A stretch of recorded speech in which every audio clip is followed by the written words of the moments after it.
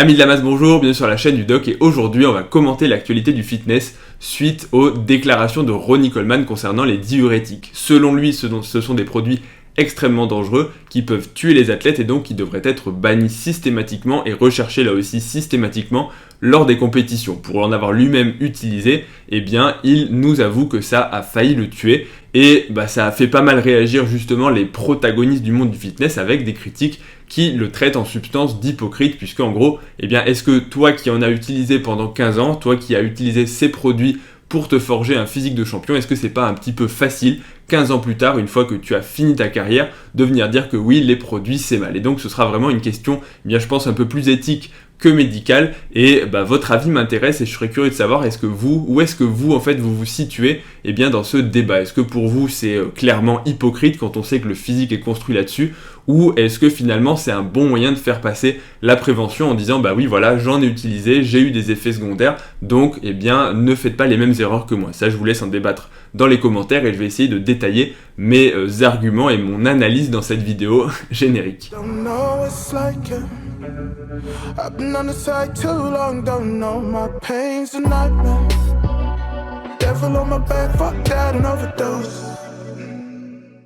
Pour situer un petit peu le contexte, même si j'étais en vacances et que j'ai pas commenté directement, on a eu une hécatombe dans le monde du fitness pendant le mois d'août, notamment en raison de l'utilisation de diurétiques, qui sont des produits, comme on va le voir, qui sont très dangereux, puisqu'ils peuvent déshydrater. Et suite à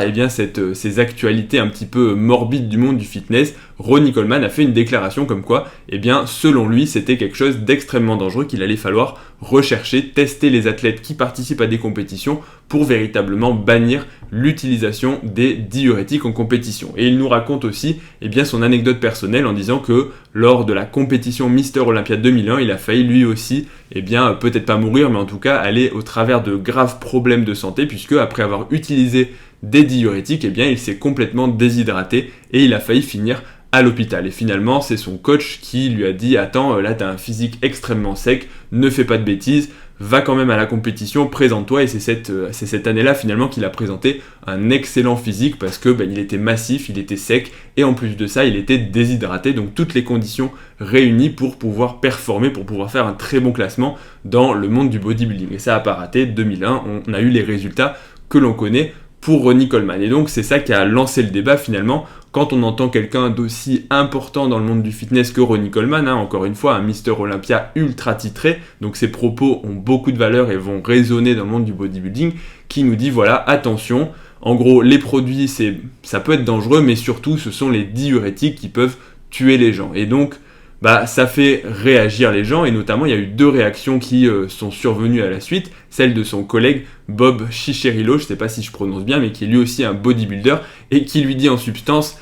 c'est bien gentil de venir dire que les diurétiques c'est dangereux, qu'il faudrait les tester, etc. Mais est-ce que finalement ton physique et tous tes résultats, enfin une bonne partie de tes résultats, tu ne les as pas eu toi aussi liés aux produits, aux diurétiques, et en gros est-ce que c'est pas facile de venir cracher une fois que tu as fini ta carrière sur l'utilisation de ces produits. En gros, c'est comme toutes les personnes qui viennent vous dire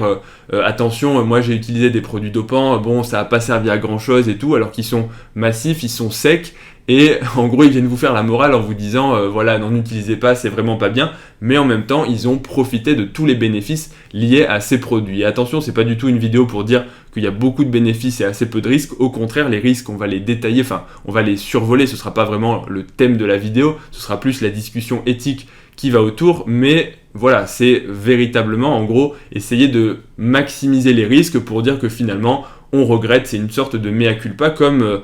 c'est pas mal à la mode, on a pas mal d'athlètes professionnels qui finalement ont avoué avoir utilisé des produits dopants plusieurs années après, quitte à parfois être passé au travers des contrôles, notamment on a l'exemple de pas mal de cyclistes, dont un très connu qui 20 ans plus tard dit oui, j'ai faussé pas mal de contrôles antidopage, je suis passé au travers de toutes les gouttes, j'ai gagné X Tour de France, mais aujourd'hui je viens vous dire que voilà, j'ai déconné, il faut pas faire ça, attention les jeunes. Donc une espèce de rédemption, on va dire, publique pour essayer de racheter, moi je le vois comme ça en tout cas, pour essayer de racheter son image et essayer de dire voilà, en gros j'ai fait des bêtises, maintenant je me rachète et ne faites pas les mêmes erreurs que moi. Mais c'est toute la discussion et c'est en gros le message de Cicherillo qui lui dit voilà, ton physique tu l'as créé grâce aux stéroïdes, ça ne veut pas dire que tu n'as pas une génétique de champion. Bien sûr que Ronnie Coleman, même si je me chargeais comme un poney,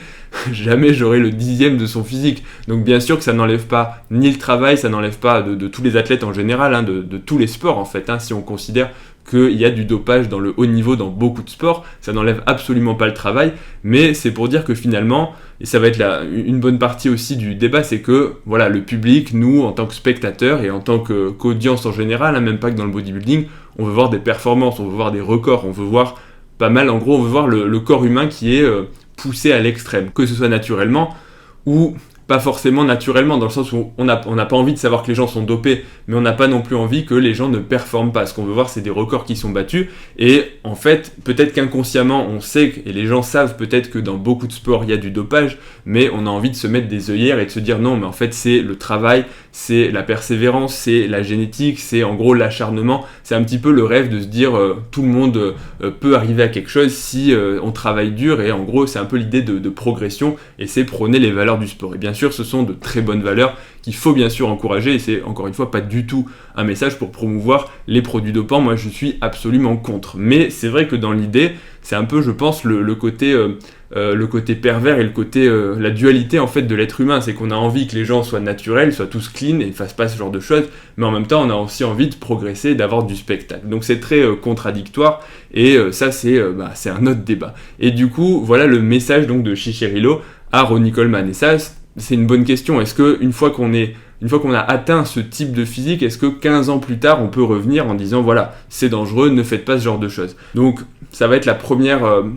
analyse de cette vidéo, c'est finalement, est-ce que ce genre de rédemption plus tard, c'est valable? Ou est-ce que finalement, Ronnie Coleman n'est pas en train simplement de se racheter une conscience et, pour être clair, d'être un hypocrite, de dire voilà, attention, c'est clairement pas les produits, c'est presque pire, c'est presque comme si on entend Ronnie Coleman qui nous dit voilà, j'ai gagné le Mister Olympia cette année-là en 2001 alors que j'ai failli être hospitalisé, j'étais à l'article de la mort, et j'étais presque handicapé par le fait d'avoir pris des diurétiques parce que j'ai failli en crever. Donc, est-ce que finalement il ne nous prend pas pour, comme on dit, des lardons? Non, c'est pas ça qu'on dit, je suis fatigué.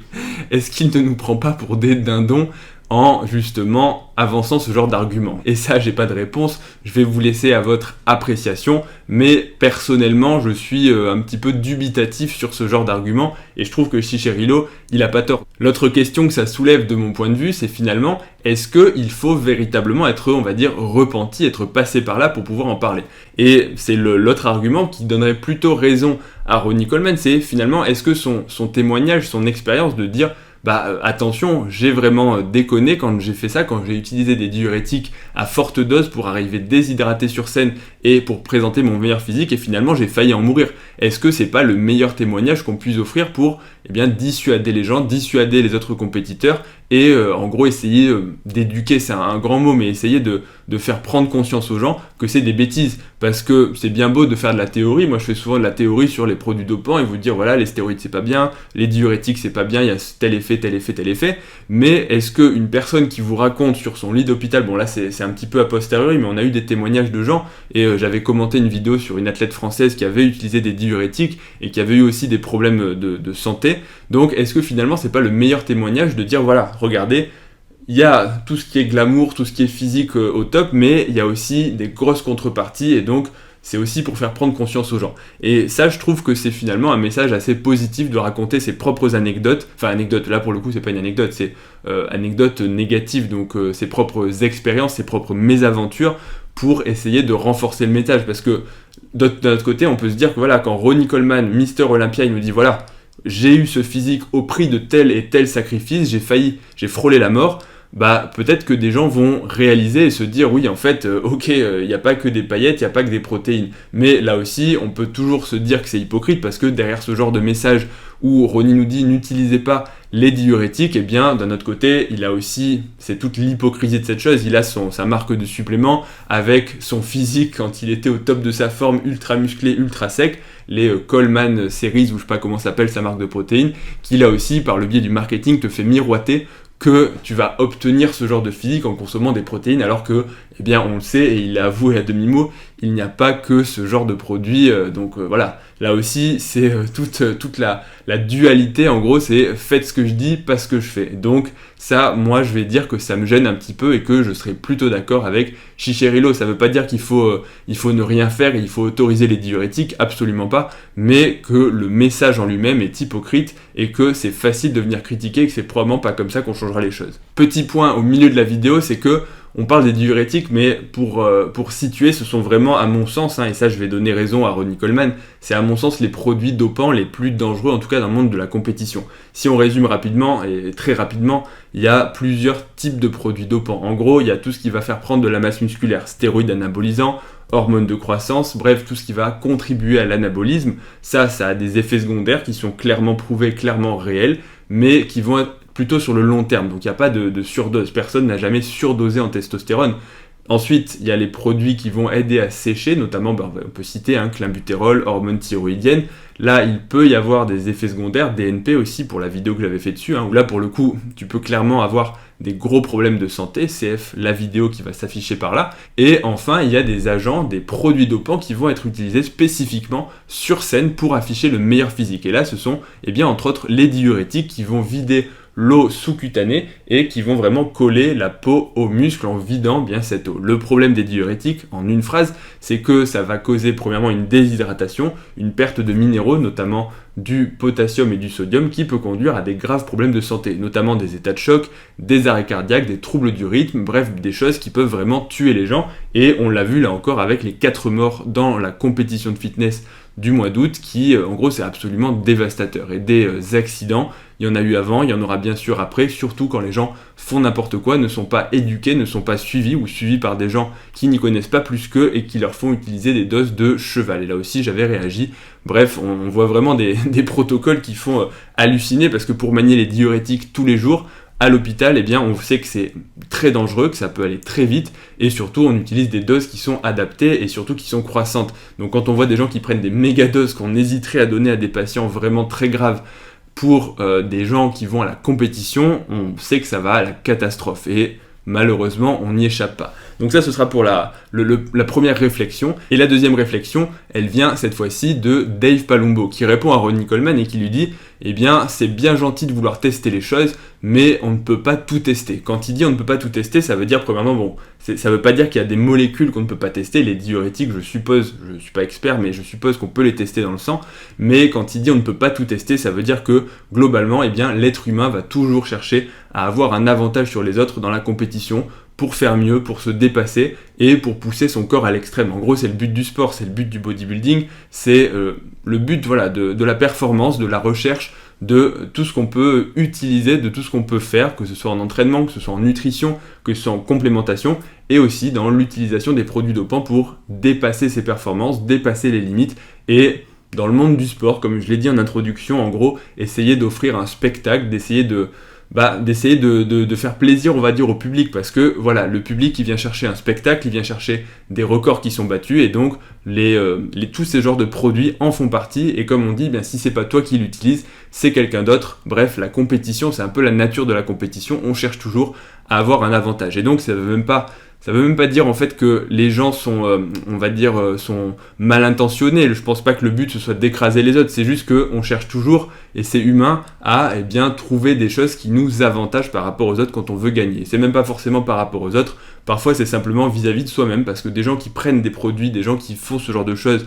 pour, même pas pour la compétition, mais simplement pour eux-mêmes, pour se dépasser, il y en a aussi. Donc là aussi, c'est pas simplement écraser l'autre et gagner la compétition. Donc quand il nous dit on ne peut pas tout tester, ce qu'il veut dire, c'est qu'on ne peut pas tester tous les produits. C'est-à-dire que même si tu dis oui, ok, on va tester les diurétiques, peut-être que, le diurétique, en fait, c'est une famille de médicaments, c'est une famille de produits. Donc si on en teste un, il en existe 10 autres. Donc est-ce qu'on pourrait tous les tester ? Bon, potentiellement oui. Mais est-ce qu'on pourrait aussi tester tous les athlètes ? Parce que voilà, on teste les gagnants, mais est-ce qu'on teste tous les bodybuilders ou tous les athlètes d'une compétition ? Là aussi, en termes de coût, ça paraît difficilement réalisable, surtout pour un sport comme le bodybuilding où il n'y a déjà pas d'argent, où quand tu vas dans les compétitions, t'as même pas de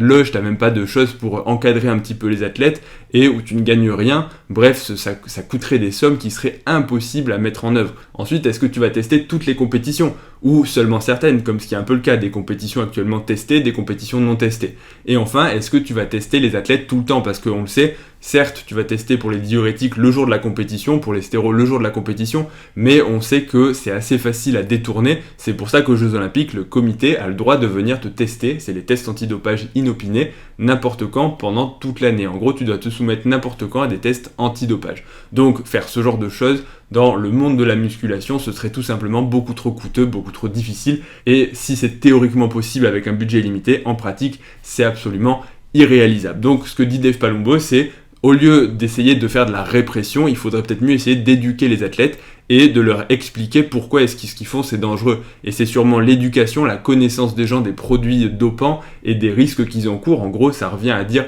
voilà, raconte-nous tes expériences, raconte-nous un petit peu pourquoi est-ce que c'est dangereux et essayons de faire de la prévention, que ce soit par le biais des coachs, que ce soit par le biais des fédérations, que ce soit par le biais en fait de tout le milieu, plutôt que d'essayer de garder les œillères en se disant non mais en fait ils sont testés, enfin en gros on occulte complètement le sujet et après on vient de se faire ce genre de mea culpa, genre oui voilà, pour faire de la rédemption il faudrait tester tous les athlètes pour les diurétiques. Donc ça c'est un peu le message de Dave Palumbo. Personnellement j'ai pas d'avis sur la question et cette vidéo je vais le dire pour la 3e fois mais c'est absolument pas une apologie des stéroïdes, au contraire moi je pense que c'est quelque chose de très dangereux. Oui c'est quelque chose de dangereux et donc est-ce que ça vaut le coup de se doper pour faire de la compétition, faire du sport? Personnellement je suis pas convaincu, en tout cas à titre personnel. Maintenant voilà, toute la question c'est de dire est-ce que justement ce genre de témoignage c'est vraiment quelque chose qui a un bon fond, qui a une bonne intention pour faire de la prévention auprès des jeunes bodybuilders, on va dire, du grand public, ou est-ce que c'est plutôt une chose pour essayer de redorer son blason quand on a envie de se donner une bonne image aux yeux du public en fait. Et c'est ça toute la question, et donc c'est pour ça que la vidéo est titrée « Ronnie Coleman est-il un hypocrite ?» Bref, moi je sais pas ce que vous en pensez et je serais curieux de le savoir. Est-ce que vous partagez mon point de vue ou est-ce que vous en avez un différent? Et je pense que pour le coup il n'y a pas de bonne réponse, c'est vraiment une question d'opinion, une question de point de vue et aussi une question de société. On sait que toutes les questions comme ça, en fait, ça évolue aussi en fonction du temps, en fonction de son expérience, en fonction de ce qu'on a vu et aussi en fonction de ses convictions. Hein. Les convictions sont différentes pour tout le monde. Donc je pense qu'il n'y a pas de vraie réponse. Donc c'est plutôt un débat philosophique et un débat éthique. Bref, j'espère que cette vidéo vous aura plu. Si c'est le cas, comme toujours, n'hésitez pas à soutenir la chaîne, soutenir la vidéo avec un like, ça fait plaisir. Et ça permet de faire plus de vidéos et d'apporter plus de contenu. N'hésitez pas non plus à vous abonner à la chaîne et vous pouvez me retrouver sur Instagram, ledoc.pm pour d'autres vidéos, puisque maintenant on a testé, d'ailleurs, petite parenthèse, le format des vidéos 1 minute sur Instagram que vous pouvez retrouver sur des questions un petit peu plus rapides avec des réponses beaucoup plus concises. Et je vous dis à bientôt pour la prochaine vidéo. Salut à tous.